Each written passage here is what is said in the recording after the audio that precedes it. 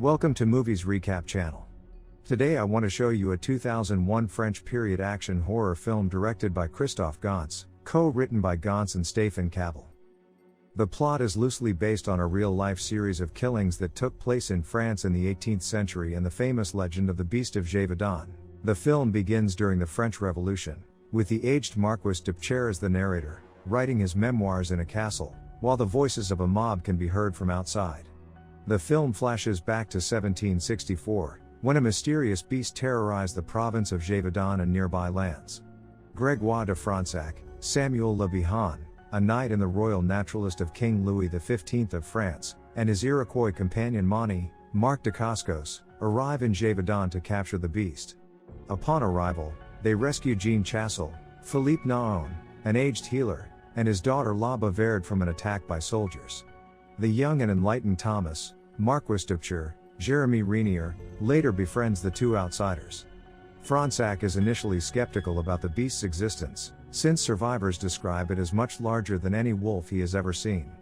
However, by studying the bite size on a victim of the beast, he deduces that it must weigh roughly 500 pounds, 227 kilograms.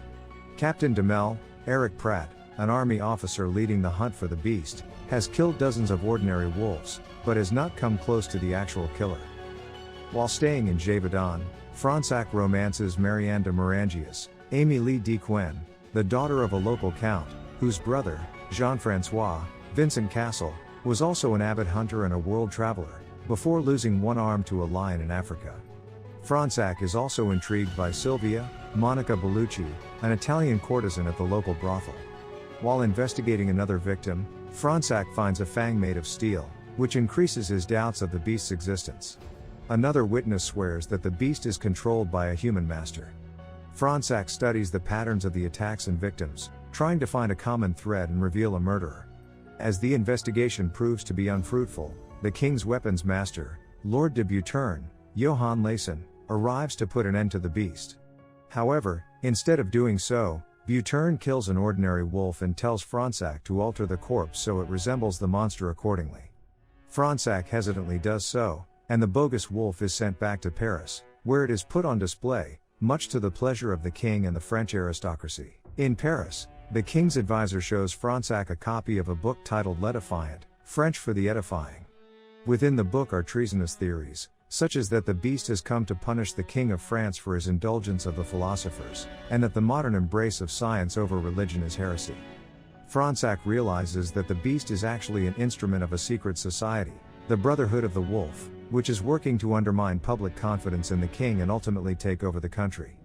Fronsac is told that officially the beast is dead, warned to stay silent, and bribed with an appointment to travel to Senegal. Back in Gevaudan, the attacks by the real beast continue. Ignoring his orders, Fronsac returns to Gevaudan, determined to put an end to the beast's killings, and also to take Marianne away. Upon his return, he finally sees the beast with his own eyes. It kills a man, but mysteriously refrains from attacking Marianne. Fronsac, Mani, and the Marquis set out into the forest and set up an array of traps to capture the beast, but it proves to be too powerful and intelligent to be captured by any plan they make. After a violent encounter, Mani sets off alone, in pursuit, where he finds a catacomb used as the beast's holding pen, inhabited by the Brotherhood and a band of gypsies working with them. These include Chassel, the beast's tender, and his daughter, whom Mani saved. Outnumbered and distracted by Chassel's daughter, Mani is shot in the back, overwhelmed and killed, but not before slaughtering a number of his attackers. Fronsac is devastated when he discovers his best friend has been murdered. Performing an autopsy on Mani's body, he finds a silver bullet, Jean-François' signature choice of ammunition.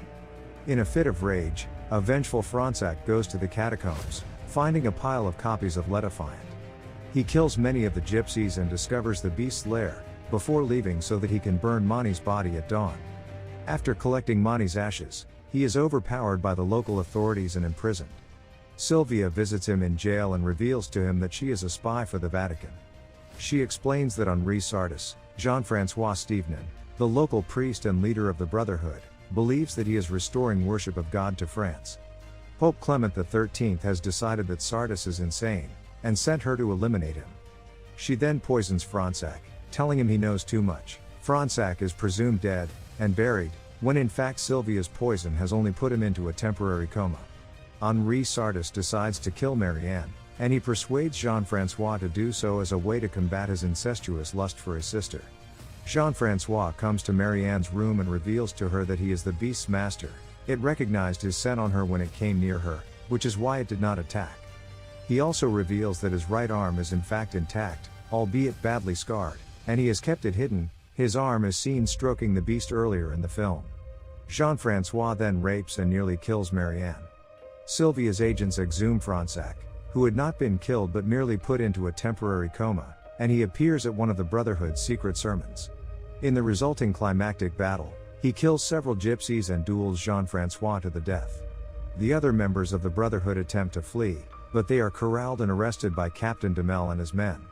Sylvia, meanwhile, personally kills Chassel's daughter. Sardis escapes into the mountains, but is mauled to death by a pack of wolves, their leader being the same wolf that survived the previous slaughter, and was seen chasing the beast with its pack and seemingly bonded at a spiritual level with Mani. Fronsac attempts to heal Marianne with a potion previously carried by Mani. He and the Marquis then go to the beast's lair, where Chassel is tending to it as it lies grievously wounded after the fight in the forest. It turns out the beast was an offspring of a strange beast that Jean-Francois brought back from Africa, which director Christophe Gans verifies is a lion. It was tortured into becoming vicious, trained to attack humans, and dressed in metal armor plating and spikes along with a large mask and metal implants in its jaw to make it more formidable and frightening. Fronsac takes pity on the dying creature and kills the beast in an act of mercy. The film then returns to the opening time period of the French Revolution. The now elderly Marquis d'Upture, Jacques Perrin, finishes writing his account of the killings, just before he is led to his execution by a revolutionary mob. In the final scene, the Marquis has a flashback, in which he narrates that he does not know what happened to Fronsac and Marianne, but he hopes that somewhere, they are happy together. Fronsac is shown traveling to Senegal with Marianne to start a new life together, scattering Mani's ashes at sea. It is left unstated whether the two are alive and happy, or whether this is indeed the Marquis' dream.